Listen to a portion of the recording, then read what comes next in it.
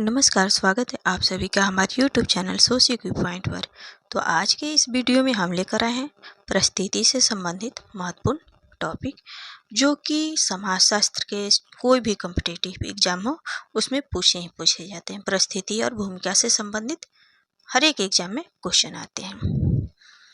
तो परिस्थिति क्या है? परिस्थिति जिसे कहते हैं हम लोग स्टेटस, या जिसे हम लोग पद भी कहते हैं।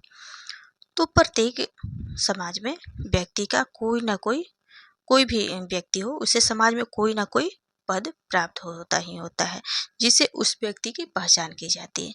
यानी कि आप खुद को ले सकते हैं, खुद आपकी पहचान किससे की जाती है? यानी आप उनके भाई या बहन, उनके बेटे हैं, या उस परिवार के सदस्य, कोई ना कोई आपका एक पद जरूर होगा। तो परिस्थिति क्या है? परिस्थिति एक पद है। परिस्थिति क्या है? एक पद है जिसे व्यक्ति को समाज द्वारा प्रदान किया जाता है, या व्यक्ति स्वयं उसे प्राप्त करने की कोशिश करता है।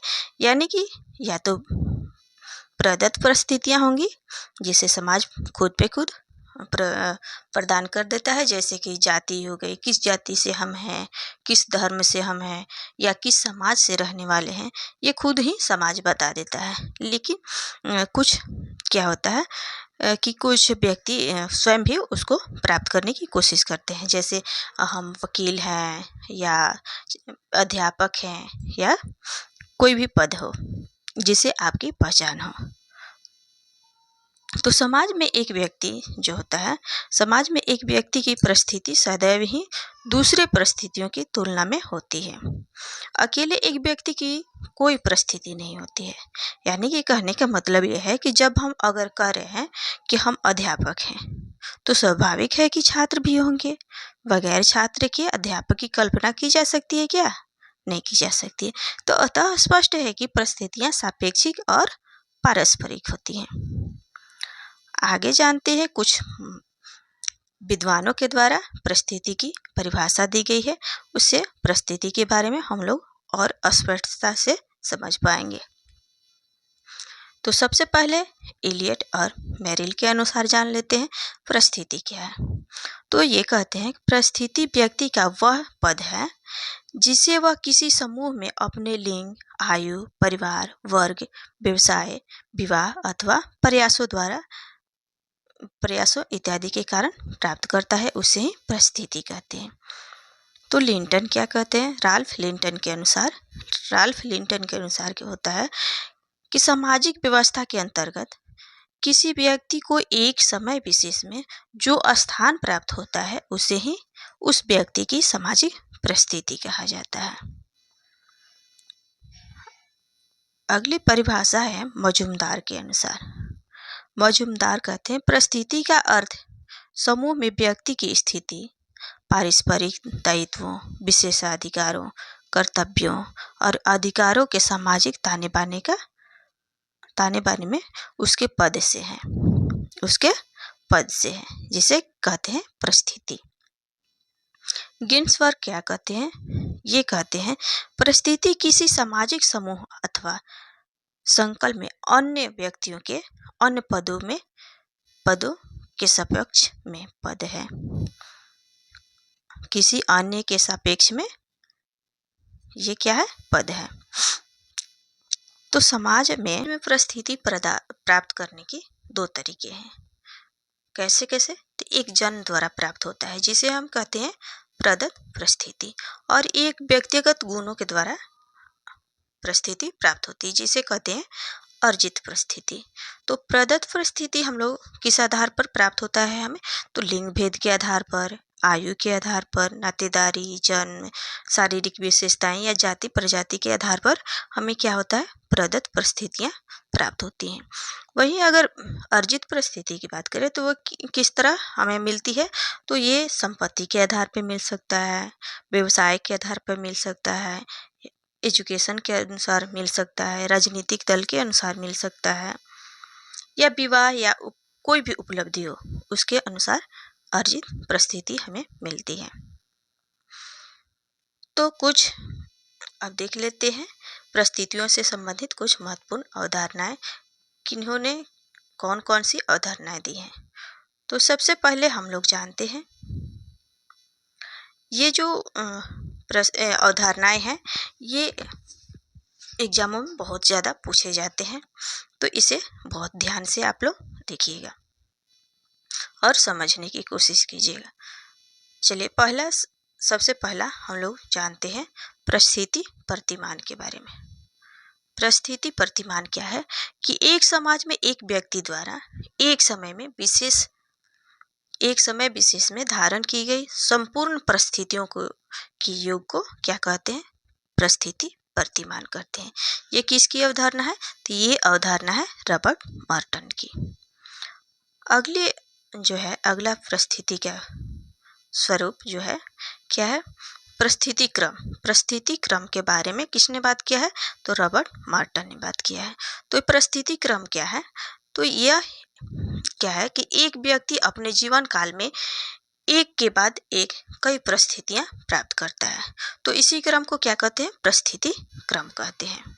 जैसे कि एक छात्र आगे चलकर क्लर्क बनता है, फिर वही अधिकारी बनता है और फिर वही अगर मंत्री बन सकता है या मंत्री बनता है, तो एक क्रमबद्ध हुआ ना, यानी कि एक के बाद एक पद उसे मिलता गया, तो इसी को मॉर्टन क्या कहते हैं, परिस्थिति क्रम कहते हैं। चलिए अगला देख लेते हैं, परिस्थिति अस्थिरता। क्या है, परिस्थिति अस्थिरता। तो ये क्या चीज होता है कि जब व्यक्ति किसी की अनुपस्थिति में किसी दूसरे व्यक्ति की परिस्थिति को कुछ समय के लिए धारण करता है। क्या करता है, किसी की अनुपस्थिति में वो दूसरे की पद को धारण करता है। जैसे कह सकते हैं परिचार्ज की छुट्टी पर जाने के बाद में प्रभारी परिचार्ज का पद क्या होता है, ये होता है परिस्थिति अस्थिरता। यानी कि फिर प्राचार्य अगर आ जाएंगे तो फिर वो प्रभारी प्राचार्य जो है अपने टीचर बन जाएंगे। तो ये किसकी अवधारणा है, तो ये मेटा स्पेंसर की अवधारणा है। हर्बर्ट स्पेंसर अलग है लेकिन मेटा स्पेंसर अलग है। इन दोनों में आप नाम में ध्यान दीजिएगा, ठीक है। दोनों दो विद्वान हैं, मेटा स्पेंसर अलग है और हर्बर्ट स्पेंसर अलग है। चलिए अगला जान लेते हैं परिस्थिति समूह के बारे में। परिस्थिति समूह क्या है कि एक समान परिस्थिति धारण करने वाले लोगों के समूह को जिनकी जीवन शैली एक समान होती है तथा जिन्हें जीवन के अवसर समान प्राप्त होते हैं, परिस्थिति समूह कहे जाते हैं। जिनकी क्या है, परिस्थिति एक समान होती है और जीवन शैली भी एक समान होती है और जीवन के अवसर भी समान होते हैं, तो उसे क्या कहते हैं, परिस्थिति समूह कहते हैं। जैसे जाति, एक जाति के लोग या एक धर्म के लोग या एक वर्ग हो गया या छात्रों का समूह हो गया। तो इसकी अवधारणा किसने दिया था, तो इसकी अवधारणा मैक्स वेबर ने दिया था। परिस्थिति समूह की अवधारणा मैक्स वेबर देते हैं। अगली अवधारणा क्या है, अगली अवधारणा है बहुल परिस्थिति। बहुल परिस्थिति या गुच्छेदार परिस्थिति। तो जब व्यक्ति एक साथ कई परिस्थितियों को धारण किए हुए होता है तो उसी को सम्मिलित रूप को क्या कहते हैं, परिस्थिति बहुल परिस्थिति कहते हैं या गुच्छेदार परिस्थिति कहते हैं। जैसे एक व्यक्ति अगर डॉक्टर है तो वो डॉक्टर के साथ साथ पिता भी है, किसी का पुत्र भी है, किसी का भाई भी है या बॉस है, ये सब मतलब होता है। तो यानी कि एक साथ वो कई पदों को धारण किए हुए है, तो उसी को कहते हैं बहुल परिस्थिति या गुच्छेदार परिस्थिति। तो बहुल परिस्थिति की अवधारणा किन्होंने दिया था, तो राल्फ लिंटन देते हैं। चलिए अगला देख लेते हैं। अगला क्या है, मुख्य परिस्थिति। मुख्य परिस्थिति क्या है कि व्यक्ति अपने जीवन में अनेक परिस्थितियों को धारण करता है परंतु इनमें से किसी एक के द्वारा ही समाज में वो प्रसिद्धि पाता है। यानी कि कई परिस्थितियों, जैसे कि मैंने आगे पहले बताया है बहुल परिस्थिति, यानी कि बहुत सारी परिस्थितियां उनके पास थी लेकिन किसी न किसी एक परिस्थितियों के अनुसार ही हमारा पहचान समाज में होता है, तो उसी को क्या कहते हैं, मुख्य परिस्थिति कहते हैं।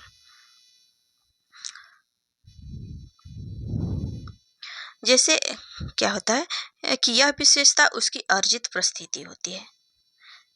यानी कि ये नहीं कह सकते हैं कि मुख्य परिस्थिति ये हो जाएगी कि हम ब्राह्मण हैं या हम क्षत्रिय हैं, ये मुख्य परिस्थिति नहीं होती है। ये अक्सर क्या होता है, अक्सर ये अर्जित परिस्थितियाँ होती हैं, जिसे क्या कहते हैं, हीलर मुख्य परिस्थिति कहते हैं। जैसे पिछला उदाहरण हमने क्या बताया था, मैंने बताया था कि एक व्यक्ति अगर डॉक्टर है तो उसके साथ साथ पिता भी है, पुत्र भी है, भाई भी है, बॉस भी है, मतलब अनेक पद वो धारण किए हुए, लेकिन उसको समाज में जो है पहचान किस आधार पे होती होगी, उसकी पहचान एक डॉक्टर के रूप में होती होगी।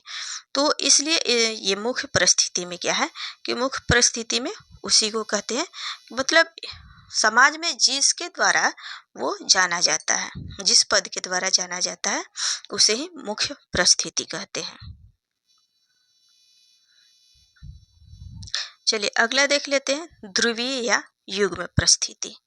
ध्रुवीय या युग्म परिस्थिति, तो कुछ परिस्थितियां जोड़े के रूप में होती हैं। युग्म मतलब क्या होता है, जोड़ा होता है। जैसे स्त्री पुरुष, माता पिता, पति पत्नी, दुकान ग्राहक, अध्यापक छात्र आदि। तो इससे स्पष्ट होता है कि जटिल समाजों के लोगों के पारस्परिक संबंध व्यक्ति पर निर्भर नहीं, बल्कि क्या होता है, परिस्थिति पर निर्भर होते हैं, और प्रत्येक परिस्थिति जोड़े के साथ कुछ मानदंड भी जुड़े होते हैं। तो इसकी अवधारणा किसने दिया था, युग्म या ध्रुवीय परिस्थिति की? तो रॉबर्ट बीरस्टीड इसकी अवधारणा देते हैं। तो क्वेश्चन इस तरह भी आता है कि युग्म परिस्थिति की अवधारणा किसने दिया था, तो बीरस्टीड ने दिया था। या क्वेश्चन ये भी आता है कि युग्म परिस्थिति क्या है। फिर ये क्वेश्चन भी आता है कि इसके एग्जाम्पल दे दिए रहेंगे युग्म परिस्थिति का, और उससे मिलान करना होता है। ऐसे ऐसे क्वेश्चन एग्जामों में पूछे जाते हैं। अगली अवधारणा है परिस्थिति तनाव। परिस्थिति तनाव क्या है, तो जब एक ही समय पे दो विभिन्न परिस्थितियां उपस्थित होती हैं जिनके मानदंड अलग अलग होते हैं, तो यह क्या कहा जाता है, यह परिस्थिति संघर्ष या परिस्थिति तनाव कहला जाता है। तो यह परिस्थिति संघर्ष क्या होता है, जैसे एक जज हुए, एक जज अगर अपने काम पे है और उसके सामने कटघरे में उसका बेटा खड़ा है जिसे उसे सजा सुनानी है, तो वो ये असमंजस में पड़ जाता है कि मैं जज की भूमिका निभाऊं या पिता के पद पे रहकर सजा सुनाऊं या जज के। तो इस तरह दोनों में क्या हो जाता है, तनाव उत्पन्न हो जाता है। तो ये परिस्थिति तनाव का अवधारणा किसने दिया है, तो ये देते हैं पार्सन्स परिस्थिति के तनाव का अवधारणा दी है। अगली अवधारणा परिस्थिति प्रतीक। परिस्थिति प्रतीक क्या है कि समाज में कुछ परिस्थितियां को उनके प्रतीक द्वारा पहचाना जाता है। यहाँ पे परिस्थितियों नहीं होगा, परिस्थितियों होगा और प्रतीक होगा। कुछ परिस्थितियों को उनके प्रतीक के द्वारा पहचाना जाता है, जिसे मार्टिनेल परिस्थिति प्रतीक कहते हैं। जैसे किसी भी कर्मचारी का पोशाक या बैज उनके परिस्थिति का पहचान होता है। चलिए अगला अवधारणा है कष्टदायी परिस्थिति। कष्टदायी परिस्थिति, इससे समझ में आ रहा है कष्ट देने वाले परिस्थिति यानी पद है। तो समाज में कुछ परिस्थितियां ऐसी होती हैं जिन्हें कोई व्यक्ति धारण नहीं करना चाहता है, क्योंकि वह सदैव ही दुख और व्यथा का कारण होता है, जिसे क्या कहते हैं, कष्टदायी परिस्थिति कहते हैं। जैसे विधवा का कोई पद नहीं पाना चाहता है, अंधा, लंगड़ा, कैदी, ये सब का कोई भी पद नहीं पाना चाहता है, यह हमेशा कष्टदायी होता है। तो कष्टदायी परिस्थिति की अवधारणा किन्होंने दिया है, तो ये बीरस्टीड देते हैं। तो मुझे आशा है कि आप समझ पाए होंगे। अगर हमारा वीडियो पसंद आता है तो लाइक, सब्सक्राइब एंड शेयर जरूर करें। वीडियो को अंत तक देखने के लिए आपका बहुत बहुत धन्यवाद।